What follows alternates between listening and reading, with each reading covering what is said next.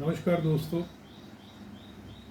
आज मैं कार्पल्स या रिस्ट के बारे में आपको एनाटॉमी के बारे में बताने चला हूँ। बेसिकली ये लेक्चर उन स्टूडेंट्स के लिए भी है जो सीएमएस को एमबीबीएस समझते हैं, तो अंदाज़ा हो जाएगा कि गहराई कितनी है हमारी मेडिकल साइंसेस की या साइंस की। उसको जस्ट फॉर ग्रांटेड नहीं लेना चाहिए। ये देखिए, जो आप ये हाथ मेरा देख रहे हैं, जब हम हाथ को ऐसे करते हैं तो इसको प्रोनेशन कहते हैं, यानी कि ये वाला जो पार्ट है उसको प्रोनेशन कहते हैं। इसको ऐसे किया तो supination, pronation supination, pronation supination. अब कंसंट्रेट करते हैं कार्पल पे। कार्पल ये रिस्ट है। जैसे कि हमारे स्कूल में बैक बेंचर होते थे कि वो पिछली सीट पे बैठे हुए बेंचर चौक मारता था हमारा मास्टर कि वो चार जो बैठे हैं पीछे लास्ट बेंच में रो में, वो बोलते थे ना, ऐसे ही हमें याद रखना है कि हमारे जो कार्पल 8 हैं, 8 इधर हैं कार्पल रिस्ट वाली जगह पे हड्डियाँ, और 8 इधर हैं। तो 8 स्टूडेंट यहाँ बैठे हैं, 8 इधर बैठे हैं। जो बिल्कुल यहाँ पे है, यानी कि रेडियस, ये बोन रेडियस है, जो रेडियस के बिल्कुल सामने बैठे हैं वो प्रॉक्सिमल रो है। प्रॉक्सिमल मीन्स कि ये मान लीजिए टीचर है, उसके नज़दीक जो बैठे हैं 4 स्टूडेंट फ्रंट रो पे, उसको प्रॉक्सिमल रो कहते हैं। अब प्रॉक्सिमल रो याद रखना है, तो हम पंजाबी में कहते हैं मूरली कतार। क्या कहते हैं? मूरली कतार, फ्रंट वाली कतार। इंटेलिजेंट स्टूडेंट होता है वहाँ पे। और जो पीछे वाली कतार है, जो आगे 4 उस पर बैठे हैं, उसको डिस्टल रो कहते हैं। एनाटॉमी में क्या कहते हैं? We call it distal row. अब ध्यान से सुनिए, उनके नाम याद करने मुश्किल है। मैं अब नाम लेता हूँ आपको: पिसिफॉर्म, ट्राइक्विट्रम, स्कैफाइड, ल्यूनेट, ट्रेपीजियम, ट्रेपीजॉइड। ये तो आप कहेंगे सर क्या बोलने लगे। अब हम क्या करते हैं, हम इसका सॉन्ग बनाते हैं। क्या बनाते हैं? सॉन्ग, जिसको कहते हैं साइंस ऑफ सॉन्ग्स, निमोनिक्स, यानी कि रट्टा लगाने वाली साइंस। देखिए, नो पेन्स नो गेन्स। तो अगर आपने प्लेजर लेना है तो पेन भी होगा। पेन और प्लेजर कॉइन के 2 हिस्से हैं।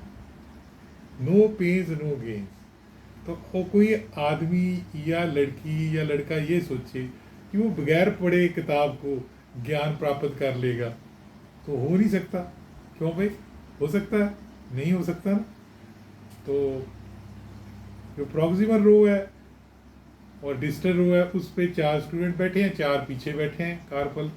नाम क्या है उनका? तो हम नाम रखते हैं शशि, यानी कि इधर से शशि, लता, टींडे, पका। ये बैठे हैं मेरे सामने, यानी कि इसके सामने, रेडियस के सामने शशि, लता, टींडे, पका। अब उसके बाद जो अगली रो है, जिसको डिस्टल रो कहते हैं, वहां पे 4 बैठे हैं। टींडे तेरे कच्चे हैं। शशि, लता, टींडे, पका, टींडे तेरे कच्चे हैं। अब बच्चा कहता है जी सर ये तो हमें याद नहीं हुआ, तो हम ये कह सकते हैं शशि लता मीन्स सोलन, टींडे पका तो एक बस है, वो सोलन से पटियाला जा रही है, SLTP, इससे भी याद रखा जा सकता है। टींडे तेरे कच्चे हैं, यानी कि TTCH means Tarn Taran to Chandigarh.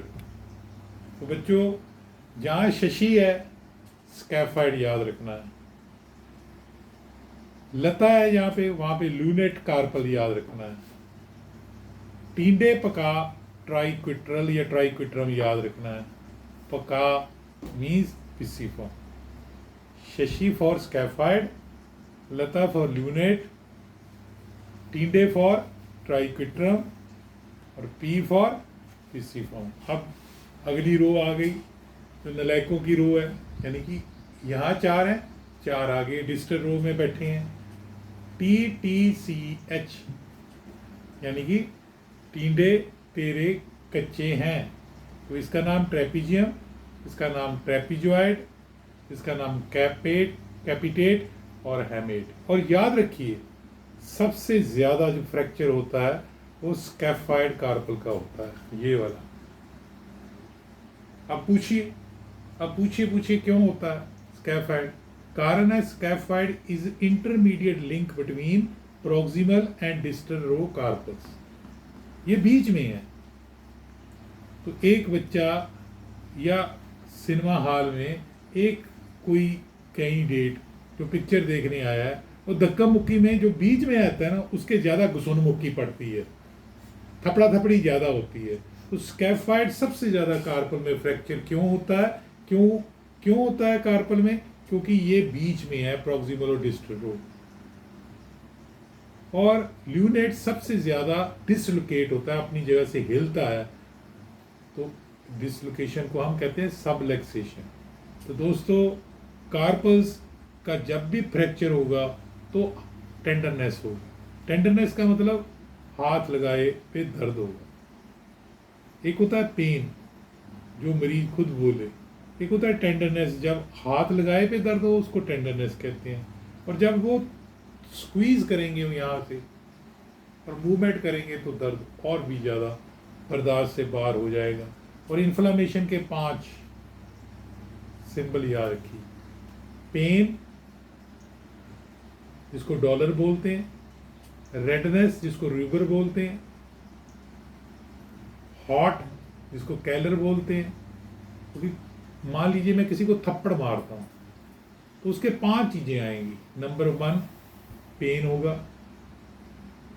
Red for रूबर होएगा, जगह हॉट हो जाएगी, गर्म हो जाएगा, ठीक है, वहाँ पे स्वेलिंग आ जाएगी, ट्यूमर और लॉस ऑफ फंक्शन। तो इन्फ्लेमेशन जब भी होगी ये चीज़ें होंगी। तो दोस्तों ये सोचिए कि एक छोटे से GNM ANM में, फार्मेसी में,